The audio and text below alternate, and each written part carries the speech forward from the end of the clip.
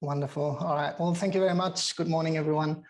My name is Mark Bernstein, and the Hütt One Passive House is about creating an inspiring home for a family of 5 that is beautiful and fun, but most importantly, inspiring. A beacon of hope, and a beacon of hope because we believe climate change is irreversible at this stage.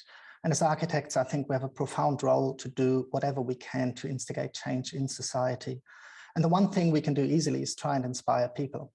So residential construction makes up more than 1/3 of the construction industry, and to showcase to the end customer what can be done in terms of sustainable construction methodologies at a small scale like this is as, if not even more important than on the big projects. Now, to give you some context, this is our Cheese Wedge site here. There's a train line at the back here. There's a 10-story apartment block that we're dealing with here, coming down to 3 stories at this end. And then there's single residential around the outside, around the perimeter. Our Hütt One Passive House tries to mediate between all these parameters in a way, and also tries to heal the gap, this urban junkyard that was there when we started out that we see here. It's in walking distance to all amenities, an ideal location to address urban densification. And here you start to get an idea of how well the new home sits in its environs, as if it's always been there. Now, after demolition, we were left with what could almost be described as a walled garden. And that was our starting point into the design journey. Creating this large brick wall around, particularly along the front here, then adding a garage on the southern boundary, the ground floor in between. And you can see how we've sort of eaten into that and sculpted that to bring the outside in and allow that connection happening between the two. Adding the upper stories with the more private functions and the roofs. And then we come to the thermal envelope here, which is clearly defined and with quite an efficient external surface to volume ratio, and that's for better thermal performance. So in Passive House, it is crucial to incorporate this from a very early stage on and have the whole team and the consultants be part of that. Otherwise, we can't make Passive House work properly. And you can see the tapering ridges there are playing with the site geometry, with the triangle, and they respond to the train line. But it's not just the roof mediating, it's also the scale of the design, as the house appears to be almost a single-story volume that sits up on this brick walled garden, level with the raised train tracks behind. And finally, the steepness of these roof gables, they allow us to utilize the height and volume rather than valuable inner city floor space, maximizing the interior space. And I believe that's a great example of urban densification, while at the same time greening our cities. Biophilic design principles at the core of this project. Landscape is everywhere with green walls or planters or outlook to nature. Not a single window needed to be blocked, as they're all carefully designed around the sidelines. There's a quiet roof terrace to the master bedroom, our Zen roof. There's a rainwater garden on the south side connecting with the living space to collect the cool breezes in summer and bring them into the house. And then the north garden has different garden zones to make the spaces more usable, better proportioned spaces. In terms of materials, there are 3 predominant materials in the neighborhood that we've taken as cues for the design.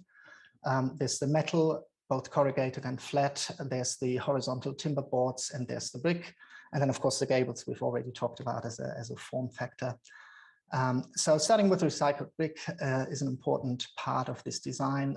Recycled for 3 reasons. 1 is to save money, which is always important, of course. 2 was to inject history from other buildings into this site, into this new building, so that history can live on. So we've mapped all the bricks and collected them from demolition sites and cleaned them and put them in here. And then thirdly, due to their environmental footprint, it's a zero embodied energy material at this stage as it comes to its 2nd or 3rd life. And then we've punched these holes in to connect the private and the public realm, allow glimpses into this secret garden. Second material, the vertical metal cladding, and then finally the horizontal timber boards, they're charred timber on the outside, and as it comes to the inside, it becomes a black stained timber to connect the outside and inside into one.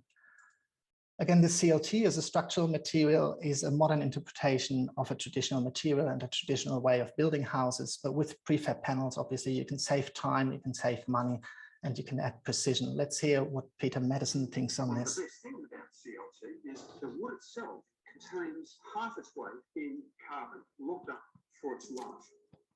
Thank you, Peter. And of course, it's got excellent acoustic properties. And with the train line behind, we have to make sure we respond to that and get good acoustic rating. Let's have a quick look at the floor plans. North is in the corner of the triangle. The garage is on the opposite end, and the garage is designed to store bikes and allow for activities rather than cars. So it opens up to the courtyard behind and to the laneway in front. And so again, the private garden can spill out via this activity zone into the laneway, and so other activities can happen there. The entrance next to the garage is designed to welcome people, but also to get rid of things as you arrive. So everything in this house has its very defined space because it is such a small footprint of only 78 square meters on ground floor on the side. And so every space needs to multitask to allow that to happen.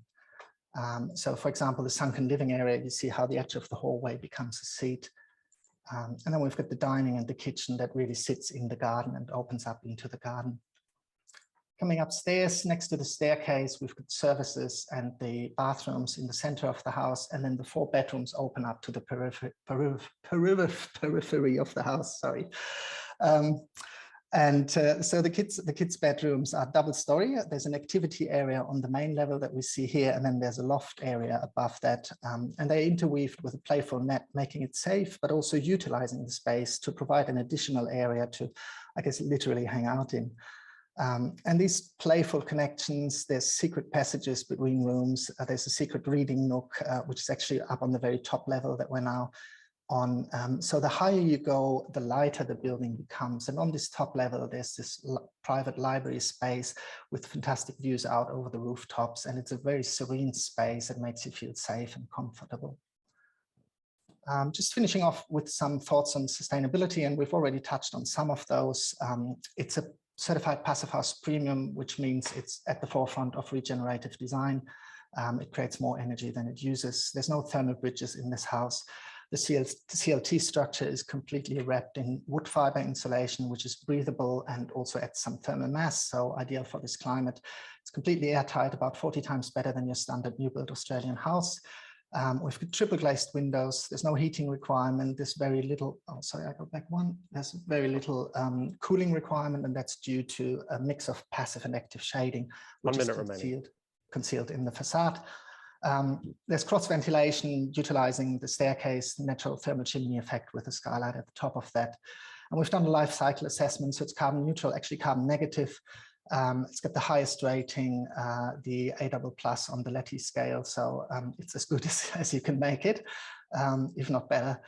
And it's got a battery, solar, all those sorts of things. Toxic free was important, so materials are all natural and toxic free as much as possible. The little off-gassing that is there gets cleansed by the plants, the indoor plants. And we talked about the biophilic aspect already.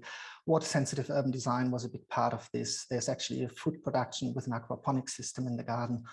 And just to finish off on that little footer that you see in the corner there, so we have shared our journey with Grand Designs Australia, and it's been on TV. And that comes back to that idea of inspiration and really getting word out there that we can celebrate lifestyle while healing the planet. And that is a beacon of hope, our Hütt 1 Passivhaus. Thank you very much.